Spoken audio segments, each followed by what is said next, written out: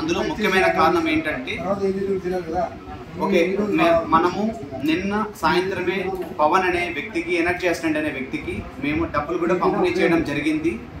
డబ్బులు సుమారు 2,23,000 పంపిణీ చేయడం జరిగింది.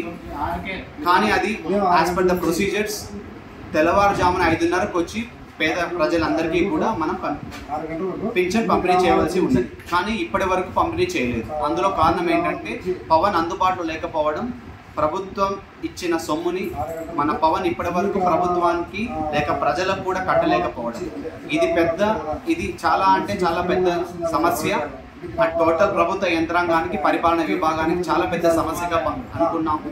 ఎందుకంటే కలెక్టర్ మేడం వరకు, ఎస్పీ గారి వరకు total everyone everyone is taking the very seriously అన్నమాట.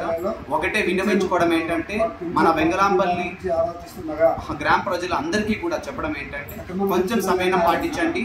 100% ఇప్పుడే మన కలెక్టర్ గారి మేడం సౌజన్యంతో, సపోర్ట్తో ఇప్పుడే మన ఎంపీడీఓ ఆఫీస్ పీడీ అకౌంట్లో నుంచి 2,23,000 తీసుకున్నాము. ఇమ్మీడియట్గా లోకల్లో ఉన్న ప్రజలందరికీ కూడా ఇస్తాం. మరిన్ని వీడియోస్ కోసం ఛానల్ ని సబ్స్క్రైబ్ చేయండి. లేటెస్ట్ అప్డేట్స్ కోసం వాట్సాప్ ఛానల్ ని ఫాలో చేయండి. అండ్ లింక్ డిస్క్రిప్షన్ లో ఉంది.